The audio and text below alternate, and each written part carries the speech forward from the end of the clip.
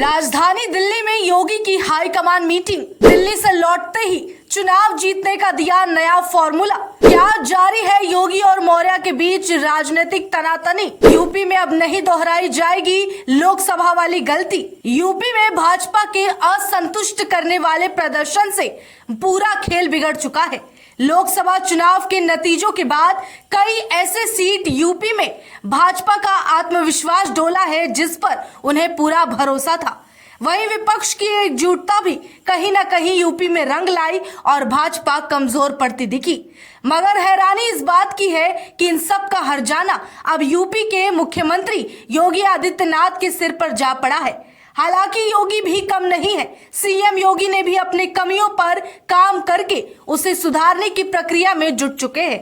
उत्तर प्रदेश में मिली लगभग हार वाली सरकार को लेकर मंथन जारी है और अब इस मंथन के नतीजे से यूपी में 2027 के विधानसभा को साधने की तैयारी भी जोरों पर है। बैठकों का सिलसिला सरकार और संगठन के बीच चल रहा है क्योंकि दोनों की भूमिका अहम बताई जा रही है। इन नतीजों के बाद उत्तर प्रदेश में बीजेपी की सरकार और संगठन की कार्यशैली में एक बड़े बदलाव की उम्मीद की जा रही है। सबसे पहले यूपी के डिप्टी सीएम केशव प्रसाद मौर्य ने समीक्षा बैठक के दौरान संगठन को सरकार से बड़ा बताकर एक तरह से सत्ता और संगठन के बीच की खींचतान को सामने रखने का काम किया। उन्होंने दिल्ली में बीजेपी के राष्ट्रीय अध्यक्ष जेपी नड्डा से भी बातचीत की। इसके साथ ही बीजेपी के नेताओं का मुलाकात का दौर तेजी से शुरू हुआ। यह भी संभव है कि लोकसभा के नतीजों से यूपी में दिशा परिवर्तन की संभावना बन सकती है। सीएम योगी ने कल देर रात दिल्ली में भाजपा नेतृत्व के साथ अपनी बैठक की शुरुआत की। आज मुख्यमंत्रियों के सम्मेलन के बाद उनके पीएम नरेंद्र मोदी और गृह मंत्री अमित शाह से मुलाकात करने की उम्मीद है। इससे पहले योगी आदित्यनाथ ने यूपी में लोकसभा के नतीजों की समीक्षा पूरी कर ली और केंद्रीय नेतृत्व को इसकी जानकारी भी सौंपी।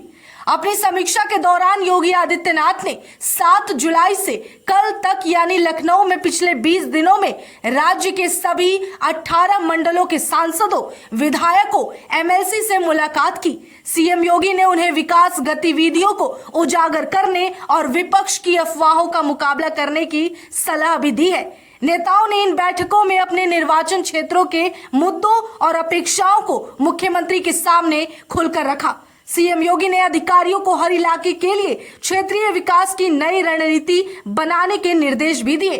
सीएम योगी ने इन बैठकों के दौरान आगामी 2027 विधानसभा चुनावों के लिए एक मंत्र तैयार करके दिया है, जिसमें कहा गया कि पार्टी के कार्यकर्ता संचार, सक्रिय जुड़ाव और सोशल मीडिया पर खास ध्यान रखा जाएगा।